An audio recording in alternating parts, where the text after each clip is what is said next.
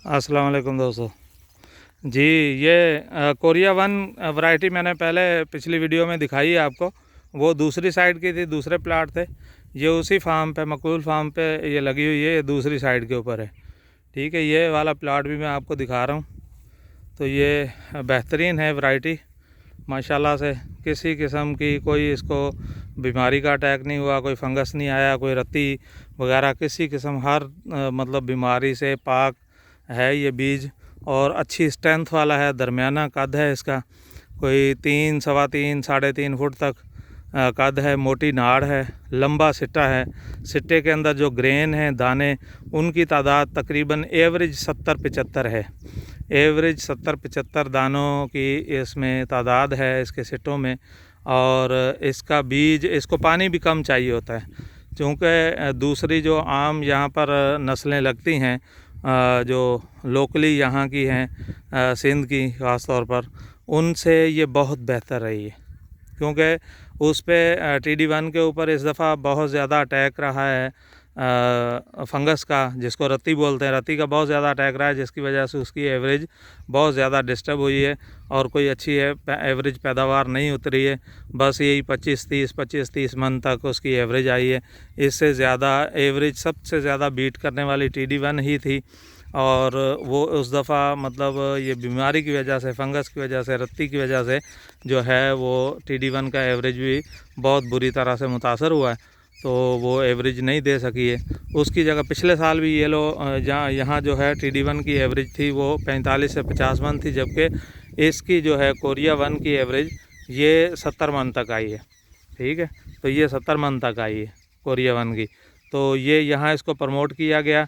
पिछले साल इसके 4 एकड़ लगे थे। इस दफ़ा इसके जो है वो काफ़ी तादाद में लगाई गई है गंदम। आगे इसको एज ए बीज के लिए प्रमोट किया जा रहा है। और बेहतर एवरेज और बेहतर पैदावार के हवाले से जो आजकल ख़र्चे आ रहे हैं ज़मीनों के ऊपर, उनमें ऐसी ही वैरायटियां कामयाब रहेंगी कि जो ज़्यादा अच्छी पैदावार दें और कम ख़र्चे में, कम पानी में ज़्यादा पैदावार दें। जबकि ये जल्दी मैच्योर हो जाती है। दूसरी जितनी भी वैरायटीज़ हैं उनकी बनिस्बत 15-20 दिन, 25 दिन पहले मैच्योर हो जाती है।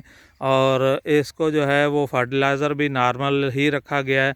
अब तक सिर्फ़ और सिर्फ इसमें 3 बोरी फर्टिलाइज़र यूज़ हुई हैं, जो ये बताते हैं कि 3 बोरी फर्टिलाइज़र की दी गई हैं सिर्फ़। और ज़मीन अच्छी है, ज़मीन ज़रख़ेज़ है।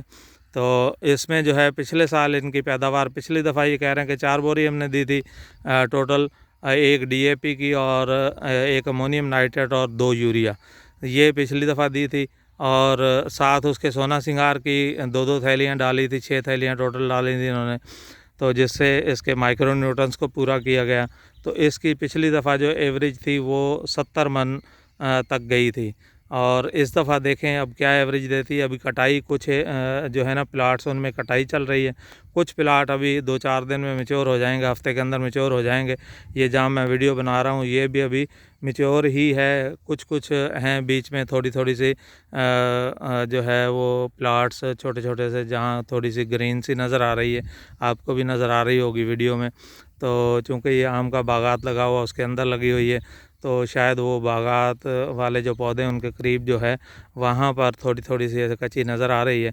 बहरहाल ये ज़्यादा से ज़्यादा 1 हफ़्ता, 4 दिन, 5 दिन या 1 हफ़्ता ये सारी मैच्योर हो जाएगी और इसकी कटाई शुरू हो जाएगी। ये बेहतर एक नस्ल आई है, बेहतरीन नस्ल है कोरिया वन। और इसको जो है ना वो मास्टर सीड की तरफ से प्रमोट किया जा रहा है। मास्टर सीड ने सीड दिया था और मास्टर सीड की बीज देने की वजह से ये फार्मर बड़े हैप्पी हैं कि जी इनको बहुत अच्छी सी पैदावार मिली है। अब इसको जो है वो एज ए सीड पर्पज़ के लिए आगे फैलाया जाएगा। तो ये सीड के हवाले से ही लगाई गई है ताकि इसको आगे सीड की प्रोक्योरमेंट से बनाकर आगे की जाए, दूसरे भी जो काश्तकार हजरात हैं उनको इसका फ़ायदा हो। तो अभी ये इस तरफ ये कटाई हो गई हुई है, ये कटाई हुई है, वो दूर नज़र आ रही है जो कटाई अभी रहती है। बहरहाल अब कटाई शुरू हो गई है। तो ये देखें ये कटाई हुई हुई है और आगे वो कटाई चल रही है। उससे अगला प्लाट जो है वो कटाई का रहता है।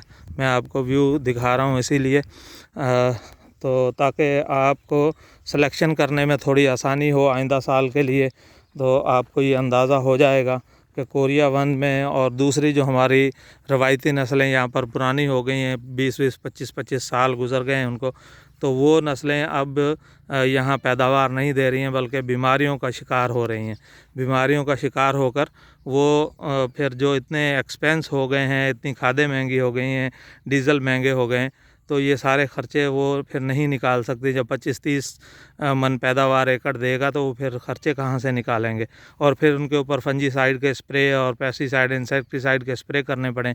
तो ये ऐसी नस्ल है कि इसके ऊपर यहाँ इसी फार्म के ऊपर दूसरी भी नस्लें लगी हैं, वो भी कोई कटाई हो गई हैं, कुछ निकल गई हैं, तो वो उनकी पैदावार यही आ रही जो मैंने आपसे कोट की है, 25-30 मन, 25 मन, 24 मन, 20 मन, 30 मन मैक्सिमम वहाँ अभी तक पैदावार निकली है। दूसरी वैरायटियाँ जो हैं TD1 है, TJ83 है, किरण 95 है, गैलेक्सी है, और पंजाब 1 है, फैसलाबाद 2008 है, ये वाली वैरायटियाँ भी इसी फार्म के ऊपर लगी हुई हैं, मगर उनकी पैदावार फिर ऐसे ही है जो ये बता रहे हैं कि उनकी पैदावार बहुत कम आ रही है, जिससे इनके एक्सपेंस जो है ना वो कवर नहीं हो पा रहे हैं। तो वो ये मैं आपको दूर से व्यू दिखा रहा हूँ, वो देखें निकली हुई है, तो वो वैरायटियाँ यहाँ की हैं जो जैसे ऐसे मतलब निकल चुकी हैं, तो वो उनकी पैदावार काउंट हो गई है कि भाई उसने क्या पैदावार दी है।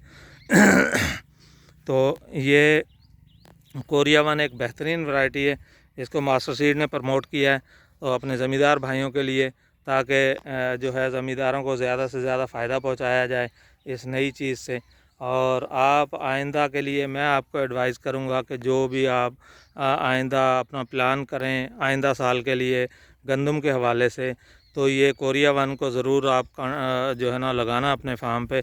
और ये आपको कहीं और से नहीं मिलेगी फ़िलहाल, क्योंकि ये सिर्फ मास्टर सीड ही प्रमोट कर रहा है, तो मास्टर सीड के पास से ही मिलेगी।